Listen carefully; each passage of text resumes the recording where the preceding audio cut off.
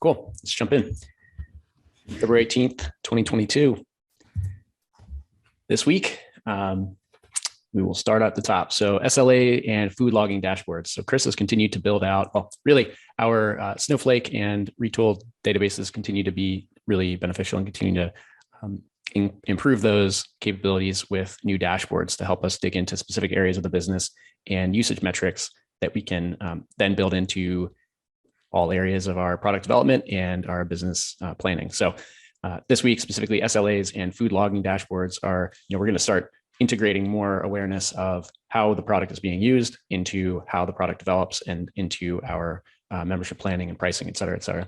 So yeah, lots happening there. Chris is going to have a deeper update. Starting an experiment to shadow members. And so this is another sort of parallel effort to really understand the problems that we're solving and the way that product features are being used. So this is kind of growing out of the now page, but this is certainly going to expand as we learn about the effectiveness of these sort of shadowing experiments. Waitlist this week, couple big numbers to call out, which Chris will dig into deeper, but 3,000 plus emails for 6 weeks running. We've had record subscriptions. Our replacement rate is at an all-time low, both very good things. We did have some setbacks this week relative to last on session length, NPS numbers, support volume.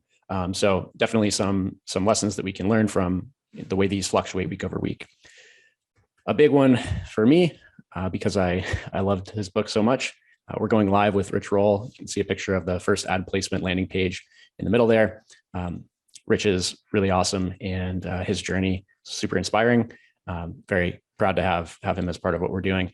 And then another big one, Tim Ferriss has approved Levels as a sponsor and potential partner. So TBD exactly what that arrangement is going to work out to, but this is a big deal. Tim has one of the most diehard followings in our space, and not to mention he gets tens of thousands, literally tens of thousands of requests to sponsor his various channel properties. And I would assume it's less than 1% that make it through, just given how few ads he runs. So this is exciting.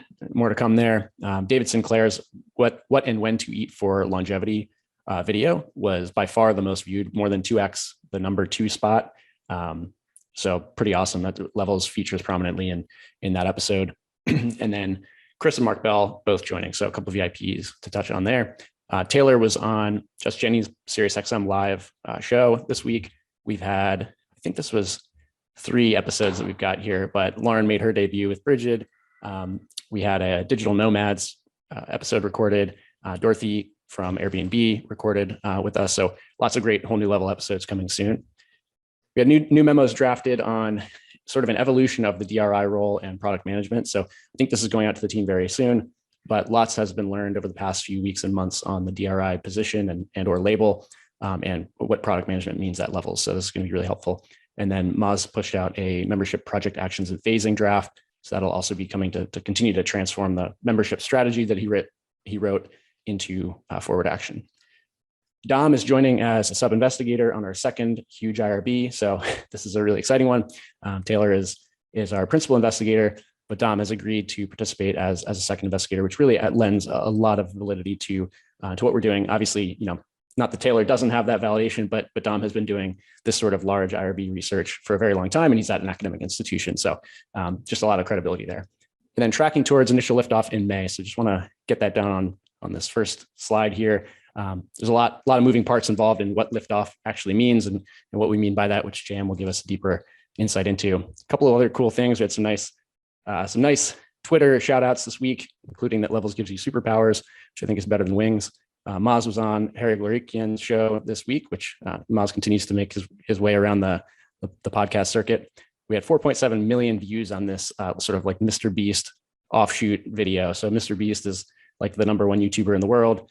And we had just like a 40-second clip of a larger Levels review that went wildly viral and got 4.7 million views over the last few days. So pretty awesome. And we got some folks from the Cowboys training squad using our product. The packaging V2 sort of like go forward plan up here in the top corner, and then some beautiful design work integrating the new brand positioning from Alan here. I think that's most of it. All right, with that, I want to welcome Tracy Stevens. So Tracy had initially used Levels, I think, a little over a year, right around a year ago, and seems to have really touched off like a nerve with Tracy in terms of how she looks at the future of health. And she is just a diehard supporter, I think, of what we're doing in the larger movement in this space, and has really shared with us a ton of amazing support, and is super excited to join us here. And Tracy, I would love to just hear like 2 to 3 minutes on your experience, your excitement for the space, kind of what you're thinking about these days as it relates to your health journey and digital health in general.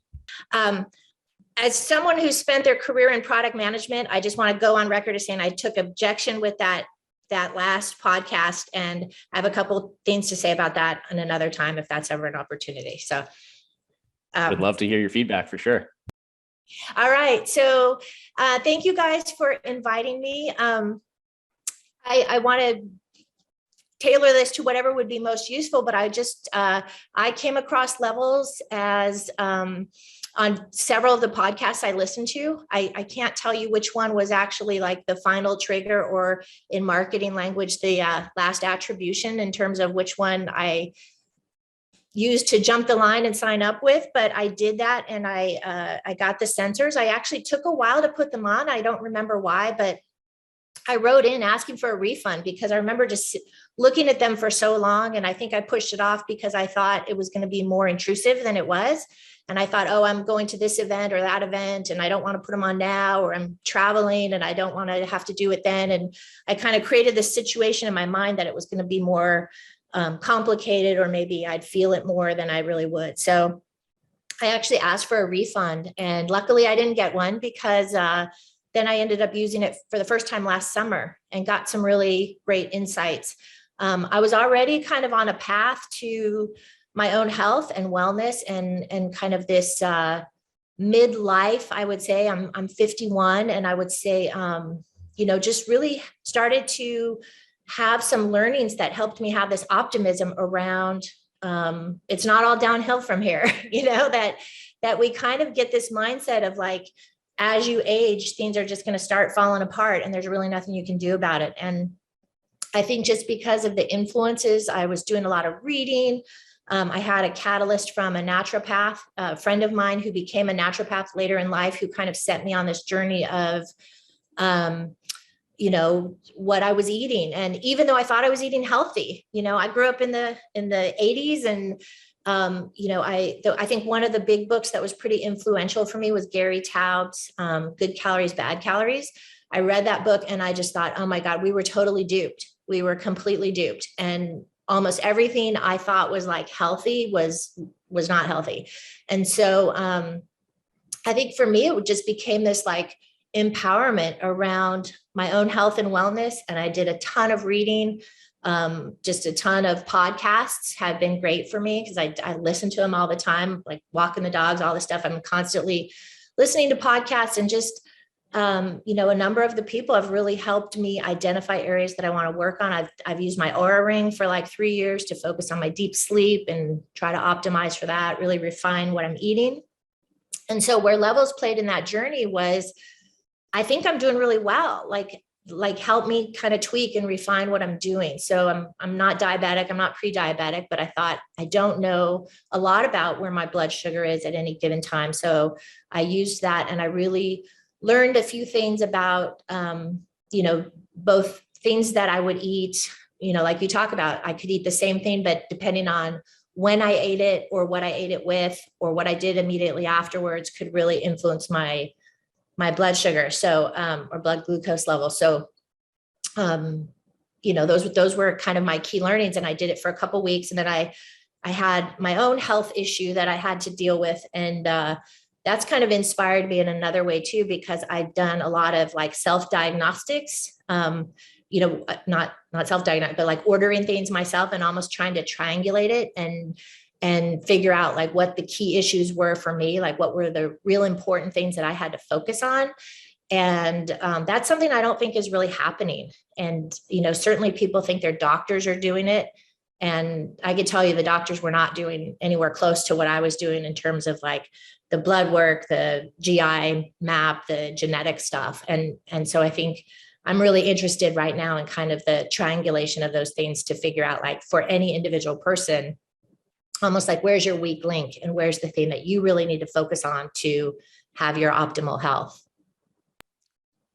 Love that. There's a lot there in your sort of personal testimonial that we're trying to draw on many of these threads simultaneously. I think one of the most interesting things is just your like initial experience of having levels in the house for weeks or months. This is something that is, it's not that rare, actually. People look at this as, it represents, I think, a black box of disruption. Maybe I'm going to uncover something that's going to completely turn my lifestyle upside down. And I don't really have the like mental bandwidth to focus on that right now. There's a lot happening in my life. And so part of what we're focusing on is, the box is literally black, as Jeremy said, but yes, just focusing on helping people to understand that this is a tool that can weave into your lifestyle and meet you where you are. And it doesn't actually have to be disruptive. It can in many ways be empowering, in that you can find out that small tweaks like taking a walk as opposed to sitting on the couch can allow you to continue doing most of what you're doing, with that lever to improve going forward. So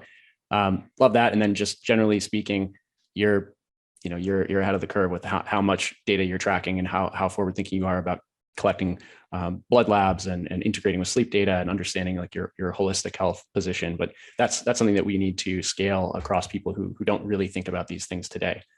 Weaving together all these different vectors of information into something that is not overpowering. You don't have to spend too much time thinking about it, but it's sort of like the angel on your shoulder, helping you make the right decisions to lead towards your goals. So anyway, Tracy, thank you so much for joining us. We'd love to have you stick around on the rest of the call. There's going to be, we're just going to kind of dive into the week's nitty gritty. So please feel free to stick around. And thank you. That's great. and thank you for taking your time to chat with us.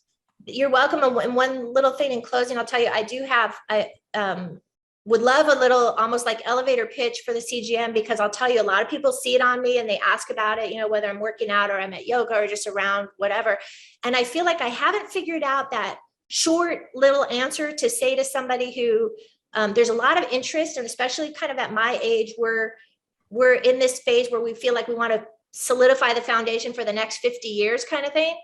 But for somebody who's not diabetic or pre-diabetic, I've had a hard time with like, what's the short story that I tell them of why they should care about this. I go on and it's too much for people. So I'll leave you with that like helping me figure out what's the short story that really gets people to think like, oh, this isn't just for a woman who's a little bit over the top. This is something that I could benefit from as well. I think that would be helpful to kind of expand to that next group of people who may not be thinking about this, but are certainly, once I do tell them a lot about the things I'm doing, they want on board, because they also want that empowerment of like feeling like they're actually improving as they get older, as opposed to declining.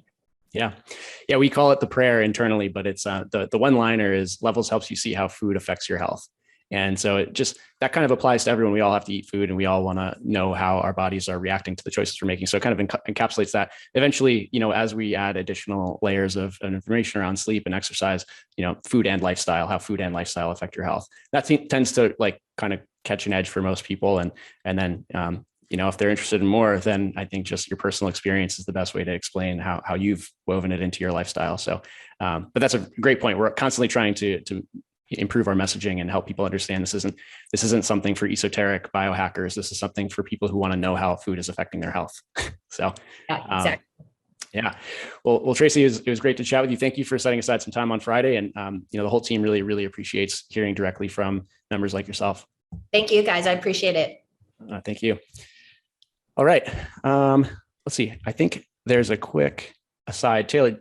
Yeah. Do you want to do the? Yeah, absolutely. Yeah. So quick aside here, Tracy, thanks for sharing. It ends up being a little bit related to what you're talking about at the end. So since I started at Levels back in October, we've had lots of requests for different things that we could look at beyond glucose. Like, what's the triglyceride to HDL ratio? And would it be a good marker of metabolic health? Should we put uric acid on the blood panel? Is there something that we can tell folks that or show folks that accumulates while they're being sedentary? And I've been making a list of all these questions and all these things that we're interested in and looking at. And I've been thinking about what a company resource could look like to help all of us get more clarity on these questions and really understand the correlation between behavior and metrics. And I'd like to introduce Azure Grant, who has an incredible depth of knowledge and passion for this. She's going to help us put together an internal wiki, which will hopefully make all of us more knowledgeable and productive. She got her PhD from UC Berkeley in female and reproductive health and diabetes.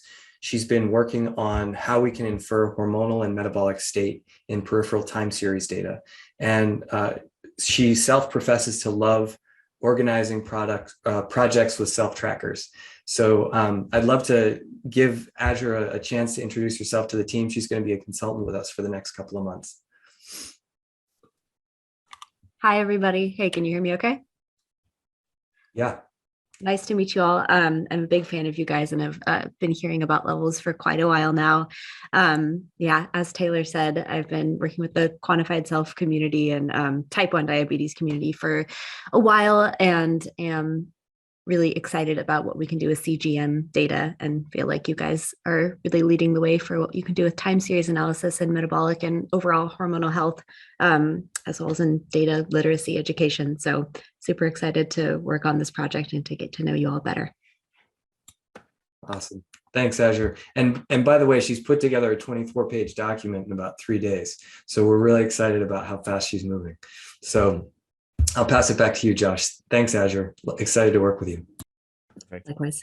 Yeah, thank you, Azure, and looking forward to this project. It's a super important one for where we're heading. Thank you, Taylor. All right, quick culture and kudos aside. So just wanted to shout out Sam posted about this in threads, but just the culture work and how it's affecting, multiple like sort of degrees of separation from the main mission, which is, building our company. The company is the product and determines how we operate and how effective we are. But by putting that out into the world, we are really affecting other people who are motivated to try to build in a way that is representative of our cultural values. So this is a message we received from someone who left Stripe and essentially decided that they're going to found their new company in the image of Levels in terms of remote first, asynchronous, and non-traditional in terms of transparency. So really exciting to see this sort of thing. I appreciate all of the effort that goes into building, documenting, and sharing our culture. This doesn't happen automatically. People like Ben, Tony, Ms. putting in a lot of effort to get this and distribute it across the various channels are really helping, I think, build goodwill in the larger industry. And then Steph and Maxine, Dave shouted them out, and I want to highlight that again here. The depth, and by the way, I don't interface with pull requests all that often, but I do know that good documentation and a simple loom can go a lot further than the written word in terms of helping people just in plain language understand why something was done. And so embedding looms at the top of pull requests seems to really be helping Dave, and I can imagine it would really help me if I was in his position. So please continue to look for ways to improve messaging, documentation, effectiveness for the next person that's going to come across your work. And then lastly, I want to just boost this one. Please install Vanta Agent. So there's a thread in threads about this, but we need to use Vanta to make sure that everyone has the authentication measures and encryption measures that we need on the workstations that are being used as we start to move into areas where GPDR and other privacy requirements are in place. So more info in threads, but just want to make sure this is on everyone's radar. All right, JM, I think you're taking this one. All right. You might have seen in threads this week, and then Sam wrote a memo about it, the idea of a single metric that could really help us understand where we are. We have so many amazing metrics. It can be sometimes a little bit overloading if you're not sort of in the thick of it. So with that, I present our North Star metric, which is what we'll look at for now. It's not forever. Our priorities will probably shift over time. But for now, daily food loggers with the 7-day moving average. So this literally shows how many people we're helping see how food affects their health with the correct grammar. And it's exciting. You can see we were flat for a lot of last year, had some pickup in the fall and winter, and then January has just been bonkers. And we're starting to see a little bit of an exhale from that, but it's certainly a trend in the right direction. And that's all for me. Awesome, thank you. Sam wrote up a memo on this. If anyone hasn't dug into that memo, I think it's been widely shared.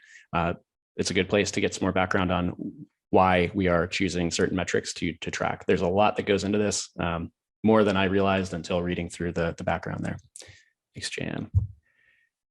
Okay, Scott. Everybody. All right. Quick reminder, strategy pillars. First, we are showing people how food affects their health. This should be the priority that everybody is working toward. If you feel like you are tangential to something, that might be okay, but let's make sure we have a conversation about it first. Next slide.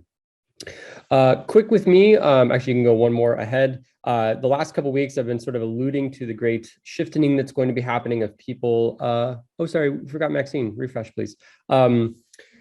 The great shifting that's going to be happening around heads going from P2 to P1, and it is currently in flight. So membership and liftoff got a lot of work done in terms of definition and getting people assigned to things like the API, subscription management, IRB consent.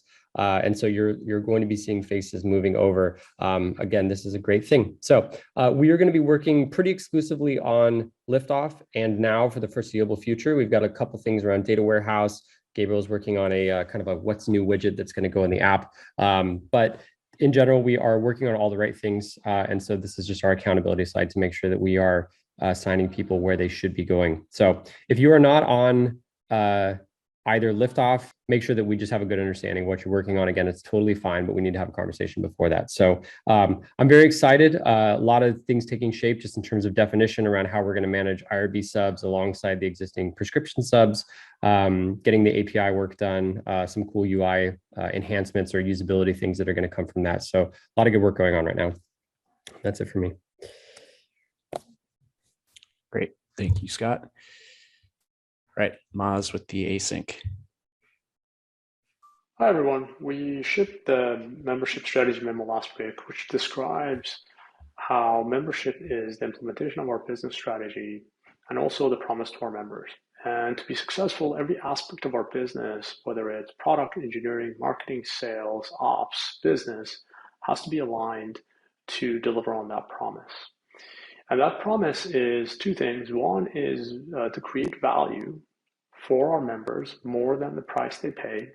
And the second is building trust. So the memo is broken into two parts. One is exploring this value creation equation and its components in depth. And then the second part is how should we structure our membership to maximize on this value creation and trust. So I hope you enjoy it. Out of that memo came the implementation of this membership project, which currently is actually the basic document where we're working with the cross-functional leads to scope, phase, and resource to execute. As part of that work, we kicked off phase 0, which is the membership pricing experiment. And the reason pricing experiments are important are twofold. One is obviously we want to make our membership as affordable as possible to everyone. And then the second is we want to see how, by reducing our price, the volumes change. Higher volumes are quite powerful, and there are a lot of benefits to them. Some of the obvious ones are obviously cost. As you achieve economies of scale, you can work with your suppliers and marketplace partners to reduce cost.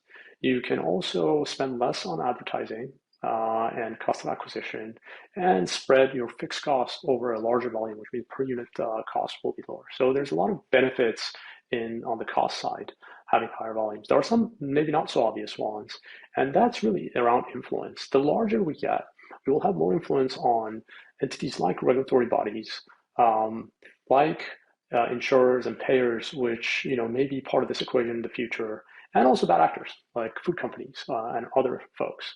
And then finally, one of the benefits of having higher volumes is you can create a really rich community and benefit from all its network effects. By operating a lean business and being efficient, we are less susceptible to disruption by others. We will be able to ward off the temptation from others to come and disrupt us and our business model. So that's another benefit of volumes. So how did we go about experimenting? So we picked a group, which is our double opt-in. These are probably our least price sensitive group of people and most loyal. These are people that have been on the waitlist for a long time and are willing to fill out surveys and gain access to levels. So this group is probably one of the least price sensitive, but we wanted to run the experiment on these folks because they are early adopters. If we see elasticity here, we'll definitely see elasticity in the early majority or the general public. So we ran the experiment where we want 100 conversions per each of these membership buckets, which is effectively at 199, which is our current pricing, which is the control, at 150, 100, 99, and 75. And the reason we did the 199 is to really see if there is an effect between putting a 9 at the end of your price or just making a whole number. And we'll see how that plays out.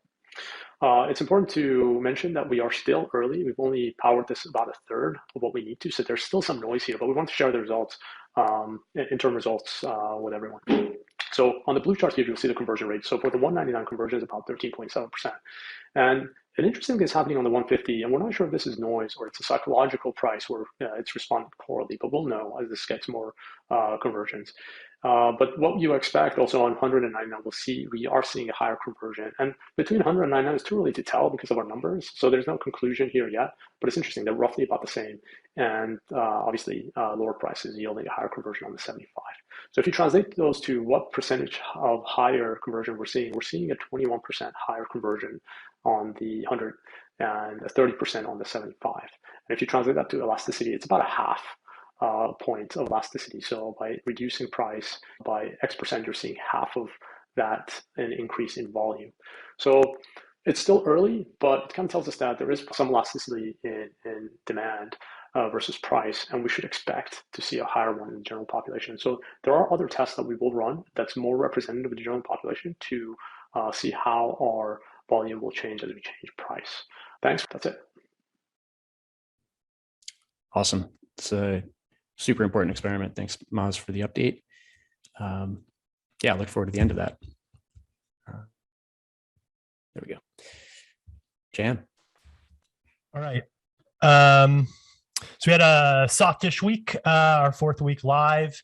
We're working on the product, adding some new things to it, but I'm putting this down basically until we lift off. I'm a little bit short on bandwidth, but a special shout out to Brittany for chasing down a real hell of a weird issue that we had this week on a few different ones. So thank you, Brittany, for helping solve those problems. Now page, David. Yeah, so we had a really solid week on Eng development for now, really across the board. So Justin tackled the everything related to zone. So zone metabolizing in progress, the zone score ready. Oh, these aren't looping. Josh, could you play the third one? He also implemented our first generative art. So you can see the background is sort of animating there, and that's done programmatically, which is a really cool foundation if we can nail this for other delightful moments throughout the experience in the future. Steph was able to get through the video and audio cards, which will be really awesome for us to have alternate types of content that may resonate with some members who prefer the video versus the text versus the audio. And we also got through adding full screen images for all of our existing 28-day user feed cards. So that's the second video there you see. There's still a lot of work to be done, but you can see it coming to life week over week. And we've been iterating based on team's internal feedback on the user experience patterns. Again, still a lot of work there, but I think we're edging closer to a internal MVP beta here. And I think it's not going to be too long before we can get this in the hands of a couple members for initial feedback on it. So do keep the feedback coming. If you try it out and have thoughts, please post in the now form on Threads. We'd love to hear that and let us know your thoughts. Yeah, thanks, Justin and Steph. A lot to be excited about here. Thanks, David. Thanks, team. Oh, I forgot one last thing. The real-time chart. Can't forget that. So Justin also banged out the real-time chart on the far right there. So it's our existing glucose chart, but now on the real-time page. So lots of big updates. Awesome. Huge. I will be downloading briefly. All right. This is the Eng process SLAs and KPIs. We're going to experiment with Andrew not reading the numbers on this one. So if everyone wants to just log this into your photographic memory and refer back to it later. All right, open roles. Not much has changed here. We've got ongoing processes for all the roles listed. If you know somebody who would be a good fit for Levels, either now or in the future, please refer them to levels.link/careers. And new team members. So we've got Stephen joining for software engineering in late March. And then we've got Paul, Riley, Brett, all starting in late February in just a week or so, and Sissy starting next week. Actually, that's just a few days from now, not not very far away. So continuing to have some great growth, and this is going to be amazing. Force multipliers across many of the channels that we don't have people focused on today. And Alan. I'm going to try to have some snappy gifts every time I do an update this in the future. So yeah, I've been off almost all our messaging channels lately, just to focus on what the next 3 months of the Now page is going to look like, how we can better enhance metabolic awareness, like how does this product work, what are the principles behind it, how do you use it, and then looking more deeply at engagement. I think Sam calls this a think week. I kind of think of it more like this. It's for designers, kind of a dream come true.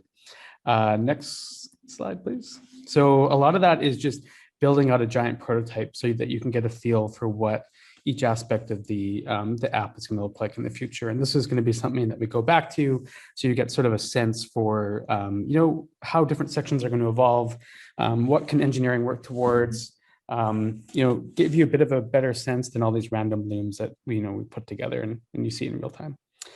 Next slide. So some themes have emerged during this work. There's actually a variety of themes. I'm not sure which ones to speak about, but in the Friday forum, I'm just going to choose 3. And one of them is first-time use experiences. We haven't done a lot of this yet in the app, or we have, but it's been in content that's been somewhat difficult to read. And so we're going to spend more time in the future to help build awareness around this, how this product works, sort of taking advantage of the activation energy that people will bring to the first time they use the experience and bring a bit more education and guidance into it. And so we're going to do a big jump into like, what does week 1 look like? What is this about? We're going to start prompting people to, hey, first thing you got to do is log a meal, like a little bit more directed in that sense. The illustrations around will provide a great way to explain some of these null states. There'll be integrated onboarding. I think it's going to be a big change to your overall feel for what the app is going to look and feel like. Next slide. So holistic health and positive reinforcement. So, this is one that comes up a lot. And I think one theme that's really come up a lot for me while looking into this space is that oftentimes the way that we visualize data is essentially a representation of your current status. Like, what is your body doing right now? And that's an interesting lens to take, but it's not particularly helpful if you're not doing so awesome. It tends to just focus on what's going poorly. And it's kind of the status quo in most of the health and wellness space.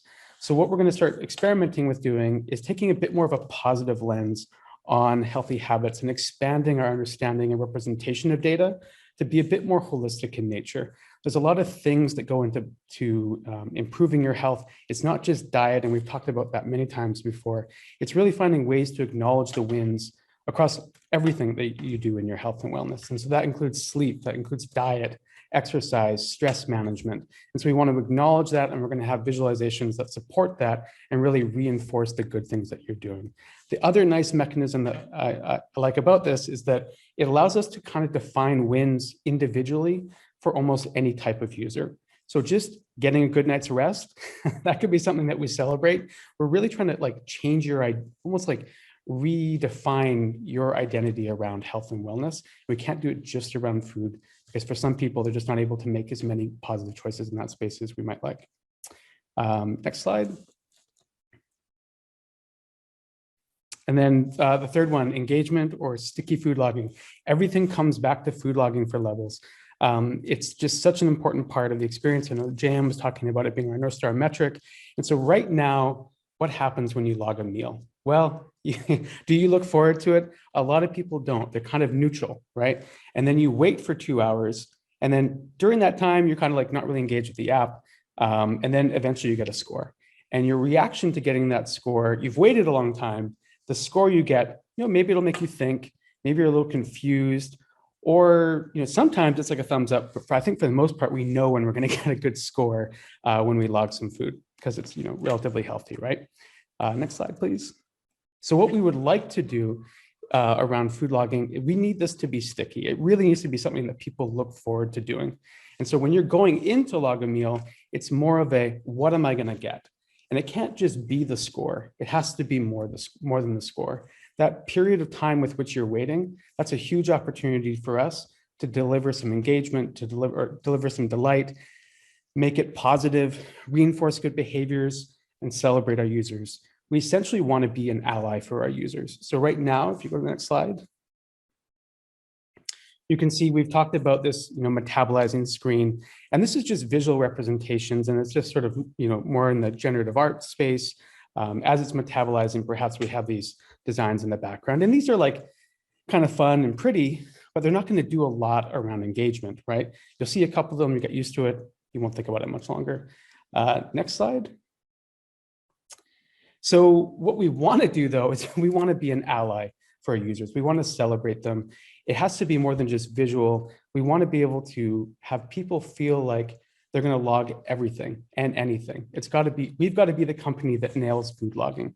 And so if you're going to go have something that's, is going to get a bad score, most people will not log it. We see this in calorie tracking too. As soon as you go over the limit, people stop tracking. Next slide. So we're going to start experimenting with more delight, bringing in more fun. And I think, some of these are just illustrative in nature, although I kind of like the emoji stuff, I'm not going to lie. And thinking about what will this food do to your body or your glucose, or what is it? What will it do to your blood, your glucose, and how did it make you feel? Or how do we think it might make you feel? So here's an example. If you're having ice cream, you're probably not going to get a good score around it. We might as well have fun with it. Next slide. Grapes. Like, we know if you're going to have a bunch of grapes, your sugar is probably going to spike. Surprise, rocket. There could be some fun here. Next slide. And then being a little bit more delightful around things we know are going to score well, right? Like, can we give you a bit of a celebration? The angel emoji. Make it just a little bit more lighthearted. The app is pretty moody and dark right now, and so we want to find a way for it to feel like it. Levels is on my side no matter what it is. Next slide. And so really that's coming back to engagement, and really. That kind of stuff is fun, but we're going to need more than just these little hacks that come up every once in a while when you log specific keywords. Other areas that I'm exploring around this are finding ways to get that moment in time while the meal is processing to drive a lot of potential reactions, getting feedback from people. What if Casey dropped in and gave you some feedback on a meal before it was done? Can we find ways to have you looking forward and not really expecting. Sometimes you get nothing, sometimes you get something amazing.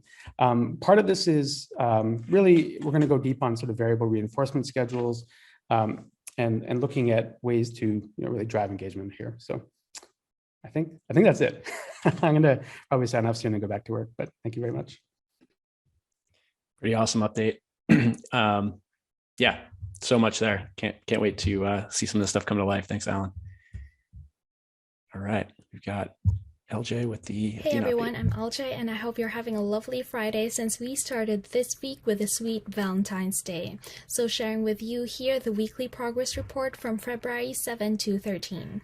There were 8 active EAs, 16 levels team members who delegated, and a total number of 144 tasks.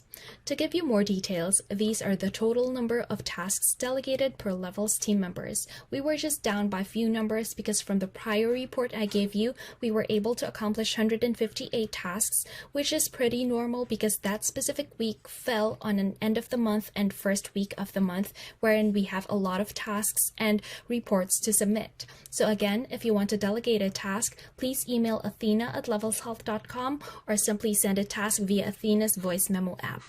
So sharing with you another new delegation for the week from Jesse. He was able to delegate his first task to one of our new EAs, Mai, and he also inquired how he will be able to share access to some of his accounts. So just to give the other levels team members insights on how we do this, a secure way on how you will be able to share your login credentials to us is through a password vault, wherein we will be able to help you assist you in setting this up if you want to do this. So that's it. Please just reach out to us if you need any help. Thank you. Awesome. Thank you, Athena team, and congrats, Jesse, on delegation number 1. It's a big milestone. Chris. Thanks, Josh. Next slide. So because I was jealous of Andrew's SLA dashboard, decided to build my own. So this is a very early version. There are some of these metrics we already track today, but really trying to call them out around things like how quickly we're delivering support, or how quickly we're filling and delivering from order to shipment. So these are some things we track today. So we're just kind of pulling them out into an SLA dashboard, but you can imagine over time adding a lot more things to this, like uptime, more from an engineering. So more to come on this. This is just kind of the V0.5 version, just trying to get it in front. So more to come on this one. Next slide. Here's an example of one of those SLAs where a lot of the team are probably aware when we started running into daily cap limits, where on the ops side, we saw members complaining of, hey, I just signed up and I'm not going to get my CGM until the end of February. And that started causing us going, well, where's this breaking down? Are we running out of capacity at SteadyMD? Is TruePill not getting orders out? And this actually is tracking every one of those steps as people go through it. So we can really kind of pinpoint around where in the journey are we actually running into pain. So this is an example of us kind of going deep on one of those SLAs around where did it break, how do we recover, and how bad are the spikes. So this is just one example of a deep dive into the one from the previous slide. Next one. Food log dashboards. I love how it seems like the theme of the week across a lot of this is all about food logging, and things are kind of coming together on all fronts. So it just wouldn't be an update unless I had something new in Snowflake. Can't stop, won't stop. Snowflake is my jam. I love it. I love it. So I'm going to be doing a deep dive Loom on this probably later this afternoon to really go into some of this, but this is more of the teaser, looking at metrics around total food logs, average food logs per member, the percent of people that aren't logging any food at all, kind of like when we say we don't see glucose data or we don't see any food log, and overall volumes, just to keep it, how big an audience is this? Is it sizable, or are we talking about 100 people? And the dimensions are all the different ways I've kind of sliced and diced this dashboard to kind of go to town around, like, do we see differences in age and interest and referral codes and when they started their cohorts? So there's a lot in here. So that's why I'm going to be doing a much longer Loom to cover it. But to give a little bit of a sneezer of one example, Josh, the next slide. One of the slices is by looking at our age buckets and by gender. So the chart on the left is looking at 4 members who log food. How many food logs are they logging? It feels like a tongue twister. So it's not surprising to me, based on a lot of the other data we've seen around NPS and engagement, females are logging more data than males. And as people get older, they also log more things. They get more engaged. They get more kind of invested in the product, and kind of that, which is common of what we see of other data around the slice. The part that was really interesting to me is the chart on the right, which says not so much a gender split, but an age split of, as our audience gets older, they are also much more likely to never log food at all. That one really took me away. So now as we think about, like, hey, we have roughly 30% of our audience that doesn't log food. Is it because of our promotion code? Is it because of our audience base? This is similar to the type of analysis I did around NPS, to slice and dice around everything to say, why is our score going up? Did the app change? Did the experience change? Or did our users change? Are we bringing in more males, more females, more younger people, older people? So this is one example of kind of some of the things I found in the dashboard, but more to come on a longer Loom going into lots of these slices. Next slide. I covered this in the weekly deck, and I think maybe last week. This was just looking at the day review as we have a little bit more data. The 2 call outs was still really high engagement. Sorry, my pup's trying to get in on the show here. Is 97% of people that see the modal are actually getting to the first screen, and then 70% are actually getting to the second screen. And this is a significant fall from when we first launched the feature. So this is something we'll continue to track, looking for. Anytime we put something new out there, everyone's like, oh, what's this new thing? And over time, is it sticky? Do people keep coming back to it, to the community view, going, that's where I get the value? Or do they just come to the score and then hit the X? So looking for trends over time for this. Next slide.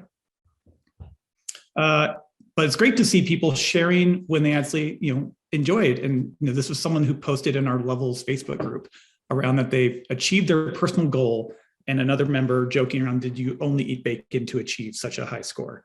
So it's great to see people taking this in the app, just like they do zone compares, and sharing it and starting a conversation. Next slide. I'm not going to go through a lot of this, just more for, we had a little bit of a dip in happiness score this week. It fell from, I think, 97 or 95 to 87. And there was some things we ran into around people that, there was a Wi-Fi bug we kind of ran into, I think, around the Eero mesh networking, where they couldn't log food if they were on Wi-Fi, but they could on LTE. So there was people saying, and this took us a while to try to troubleshoot. So people that can't get through verification, can't use the experience as they expect, like, we're definitely going to see dings on the member experience side when we can't really fully help them or fully solve it. But I won't read through these because there's also some great feedback in there. And that's it from member experience. Always love these updates, Chris. They're getting better and better. Thank you. And thanks to the whole ops team behind the scenes. Ben. All right, growth is focused on value through membership. Maz had given some insight into all of the things that are going into it. So as far as reporting, we're going to try something new. It's very much an experiment. So feedback is very much appreciated on how we approach this. And the idea is that we're not going to report revenue on a weekly basis. We're going to report it on a monthly basis. The metrics that we're going to report are driven from the growth dashboards and some of the metrics that Chris has been tracking and creating for us, and they are member centric. So in good fashion, why not go into food logs and everything with weekly active users? Next slide, please.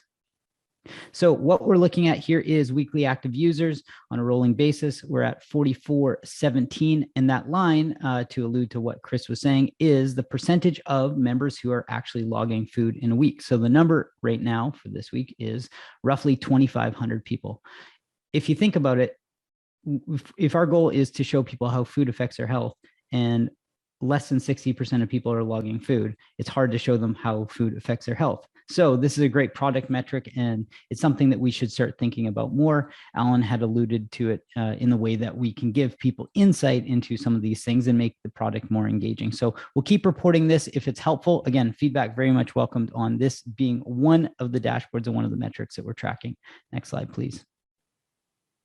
This next one, so these will evolve, and this is iterative as well. We want to start showing new members that join, as well as new CGM subscriptions. We've got some work to do on the CGM subscription data to make sure that it is accurate and indicative of what's happening. And so that's why we're not reporting it this week, to make sure that we're not misreporting metrics. But what you're looking at is the green columns are new email signups, and the line represents new members that have joined. So it is natural that on a week by week basis, we'll have oscillation in the line as far as both emails and new members that join. So this week, 503 members and 760 emails.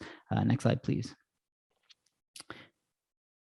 Last one, this is very much a vanity metric slide, so this is not something we should anchor on, but the goal of showing this is the pulse.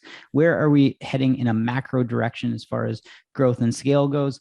The reason we don't want to look at it is it's the typical graph that's always going to be up and to the right, and it's really easy to say, look how great things are, but that's not the point. The point is to give people insight to say, hey, how many people do we actually have on our email list? Right now, it's 207,000 people that have signed up with emails. This is exclusive of people who are unsubscribed. So that's the net number there. That's not people strictly in the US. That's our entire email list. As far as active members, that is active membership. So we're not going to see any churn right now because the annual memberships are, again, up and to the right because they're a year long. And so we've got some a way to go before we'll start to see differences in the changes to that. But vanity metrics, again, open to all feedback with this, and would appreciate if anyone has any thoughts on how we can report different metrics. That's growth for the week, and on to Tony with the theme of the week. Thanks, Ben. So theme of the week this week is a visual experiment. So a few weeks ago, I released the visual strategy for photography and illustrations. Definitely feel free to check it out. Overall, we want to create an ongoing generation of assets moving forward, but at the same time, reducing overhead from our own internal team. And we want to highlight members, advisors, and affiliates, as well as team members as well. To kick things off, we're going to try a quick experiment. And in order to increase the content. We're going to start with an experiment of just a sample size of 1. So n equals 1, just one member from our team. And we're going to pick one Snapwire photographer that is local to their area. And we're just going to really just see how it turns out and see all the content that we get back from that. And then from there, we can scale it with more Snapwire photographers across the country that are based locally to our members, advisors, and affiliates.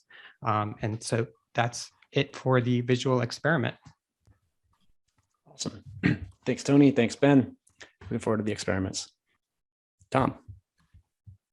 All right.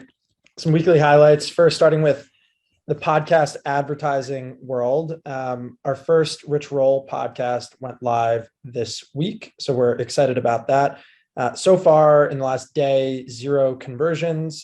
This really doesn't mean too much yet, but what I do think that it means is that from an ops and eng perspective, we don't need to be worried about Sinclair level influx of orders.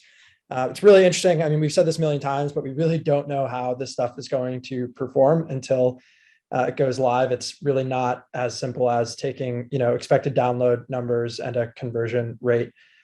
Sinclair, for example, saw about 100 times the number of clicks on the link in the first day and about 30 orders in the first day.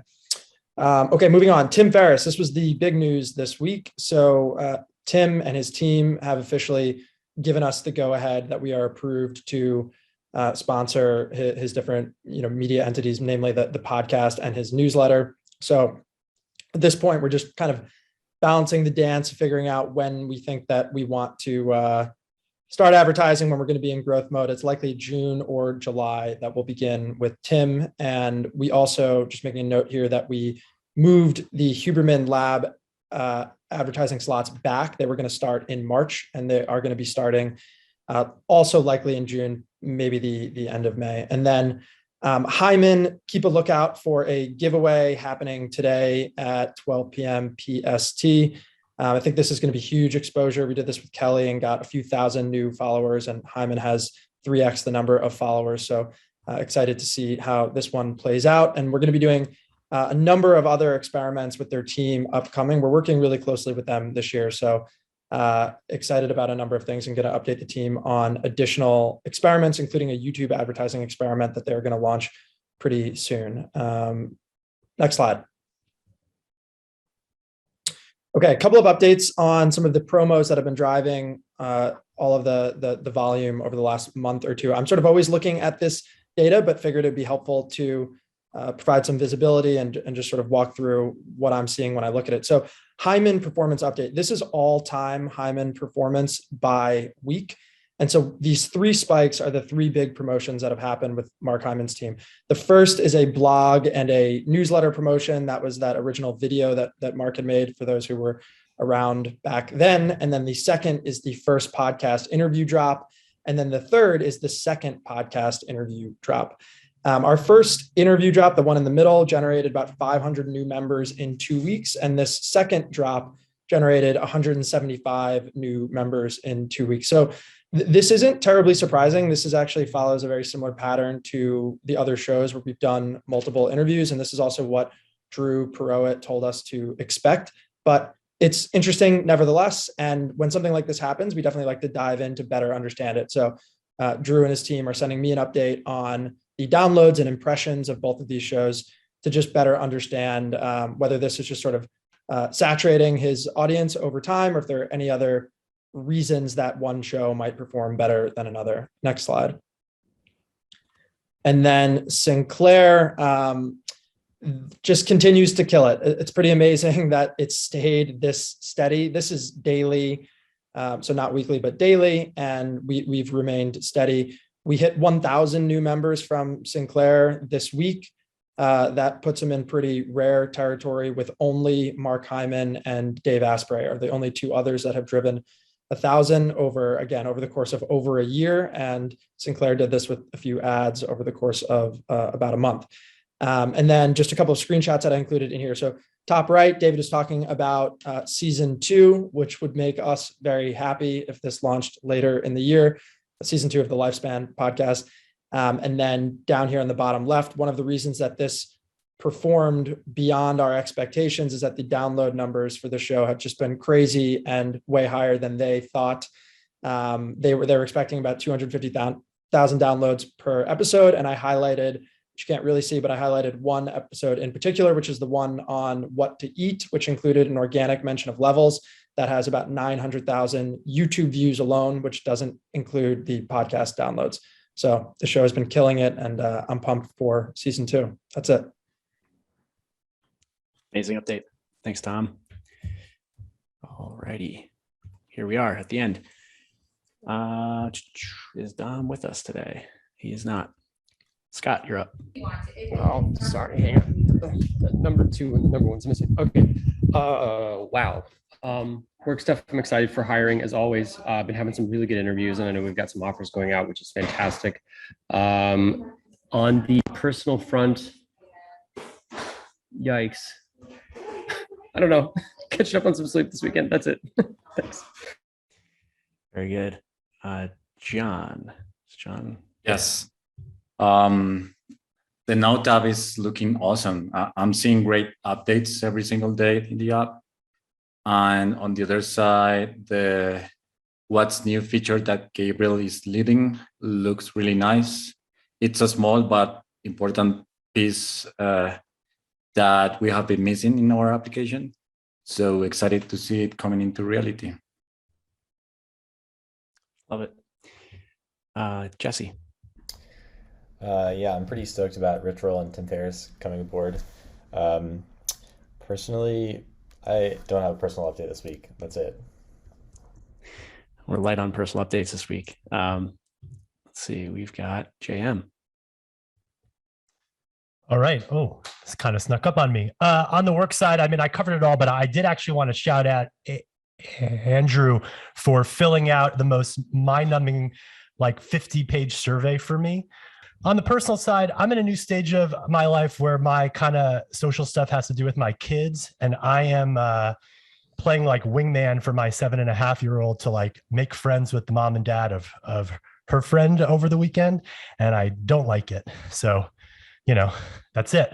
Have a good weekend. Wow. It's not up to you, JM. Not up to me. Good luck. All right. I think Tracy, if you'd like to share anything, professional, personal, we'd love to hear it.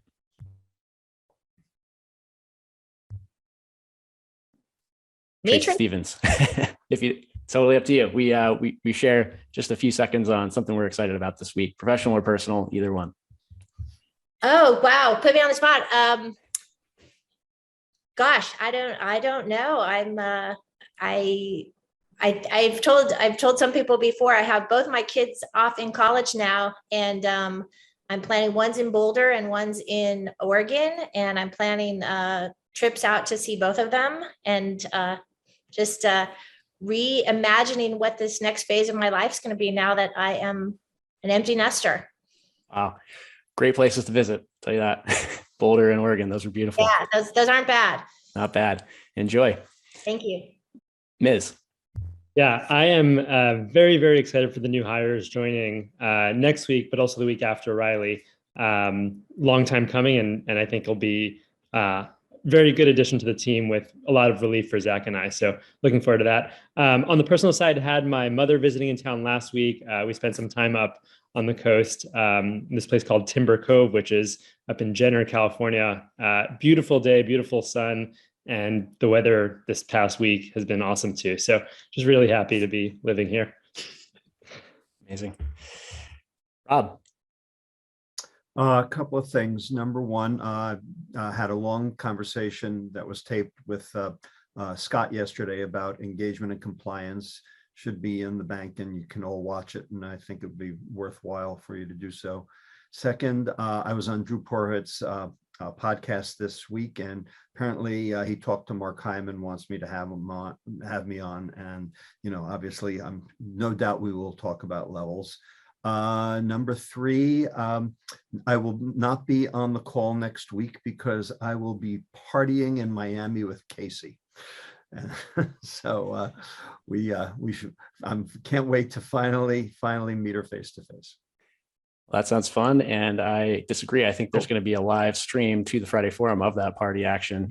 Indeed. Oh, one last thing. There is a new organized research unit at UC Davis called Innovation Institute for the Future of Food. And Wesley Wilson, who came from the World Economic Forum, is heading this up. They've asked me to be on the scientific advisory board, and we had a long discussion about how to reach individuals, and levels came up in that conversation. Don't be surprised if Josh and Sam and Casey, we put together a little Zoom conference call to talk about overlapping interests. They're set up it's all about metabolic health. Love to hear these developments. That's awesome. Tony. Yeah, on the level side, definitely like seeing the progress on the Now page and the look of it. That's very exciting. And then obviously team growth coming up with all the members joining us next week. Personal side, not much going on. Going to spend a lot of time with family this weekend, honestly. Enjoy. Azure, if you'd like to share. Sure. So I guess professionally excited to have gotten a paper submitted this week on time series analysis and endocrine systems, something that I can imagine talking to you guys more about. And I guess personally, speaking of Boulder, going to go there for the first time this weekend. So excited to run and see some friends. So nice to meet you all again. Nice meeting you too. Enjoy. Justin. I'm super excited about the Now page coming together, and hopefully we can start testing that out with some new members that we select to try it out in the next week or so. So that would be really interesting and fun. And personally, I'm probably going to be buying a Pilates tower / Cadillac trainer that is used from our local studio. So excited for that. And if I actually get it, we'll see. But yeah. Very cool. Taylor. Hey, yeah. Professionally, most excited that Azure's joining us, and that we're going to get the this metrics project kicked off. Also, really excited to see the Now progress and how that's going to impact engagement. I think that's going to be awesome. Personally, the weather in Seattle has actually been a bit nicer now, and so I'm excited to spend some more time outside this weekend. And I think, yeah, all of us are going to get out a bit. So it's great after a lot of rain this winter. I think we're hitting almost 70 degrees here in Philly today, which is, I'm ready for it. Casey. Okay, I'm going to lead with personal share because I'm so excited. I'm an auntie now, and this is my brother's new baby. This is Rourke, and he's so perfect and cute. And I got to Phoenix on Wednesday night, and I don't have the words to describe how exciting it is to get to meet this baby and see my brother and sister-in-law's parents. It's really earth-shatteringly wonderful. And so that's my update. Other personal update, I'm on the end of a 72-hour fast, which was really fun. It's the longest one I've ever done. And I feel good. And then, yeah, professionally, the Now page stuff, so amazing. And I cannot wait to meet Rob in person next week at this conference we're both speaking at. And David Perlmutter is also on the panel. So it'll be fun to connect in person with some of our advisors and create some content. And yeah, that's it for me. So exciting. That's amazing, Casey. Congrats. And congrats to the family. Ben. Two things. So levels wise, hat tip to Braden. He set up a couple community calls, and I did one yesterday and haven't done one in a little while, and they're so fun to do, and you forget just listening to members' feedback and talking through what resonates with them in the product was great. So that was awesome. And then hat tip to Chris for asynchronously over the past week and a half or 2 weeks. We've been jamming on and off on these dashboards, and it's just so cool to be like, hey, can something like this get built? And then he just comes back with this like ridiculous looking rocket ship, and it's amazing. So appreciate all the work on that. Personal front, just finished The Obstacle is the Way by Ryan Holiday, and it was great. Really love his work and just starting to get into it. So that's it. Nice. Sunny.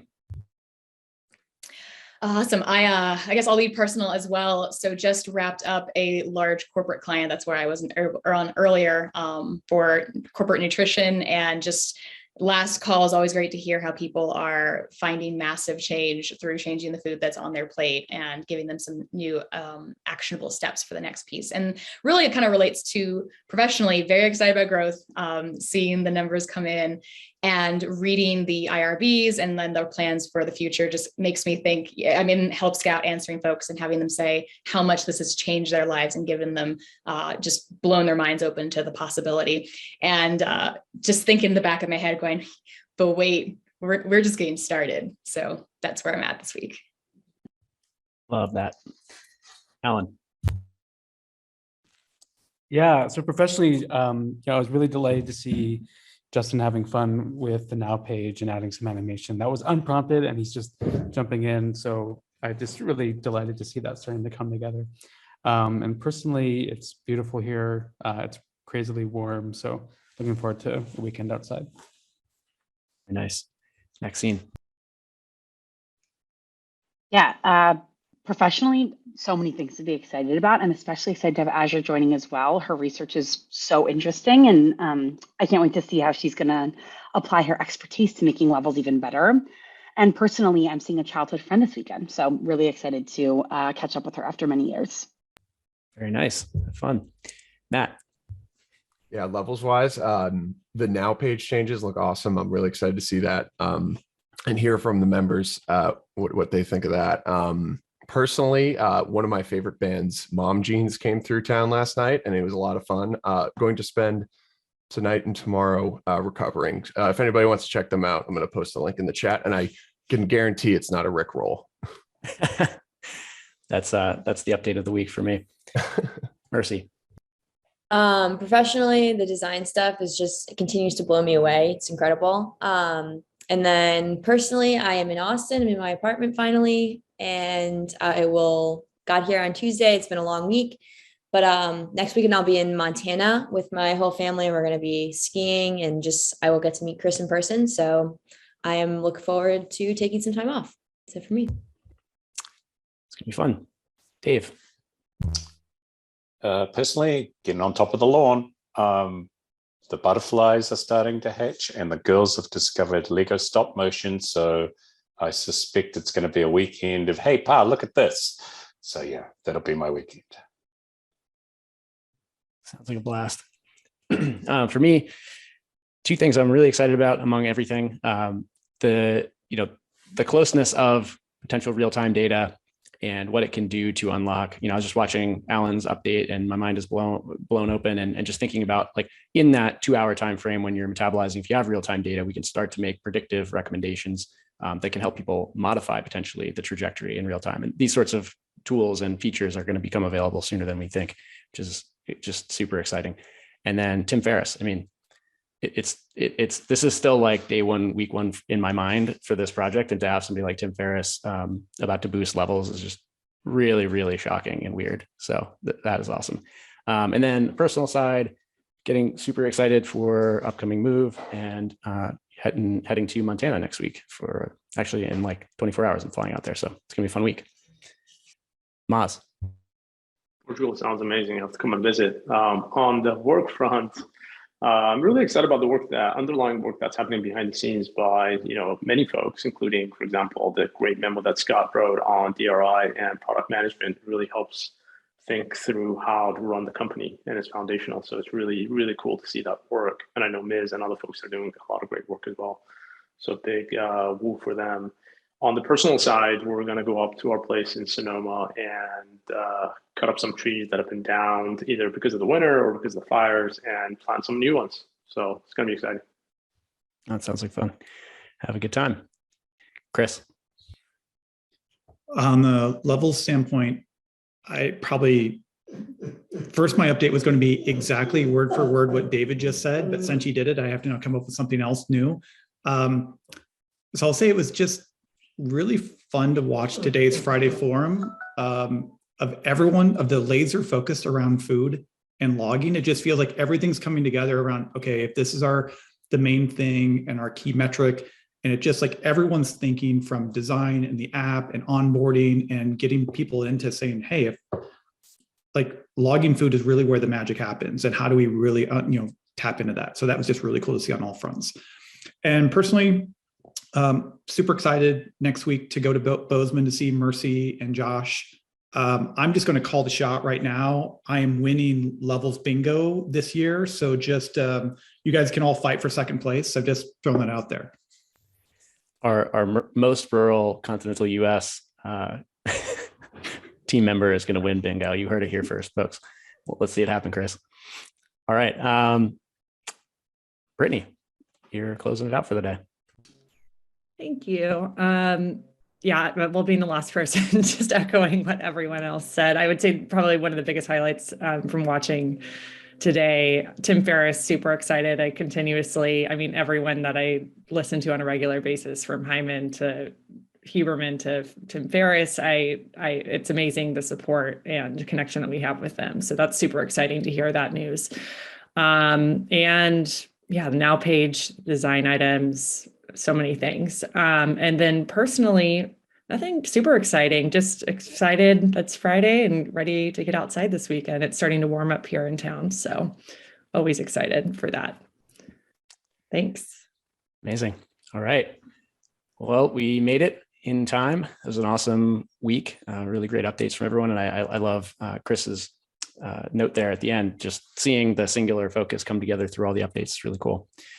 All right. With that, I think we have a cafe in a couple minutes with a different link. So you can jump over to that if you're able, and have a wonderful weekend. Enjoy the great weather. And thanks for all the amazing work.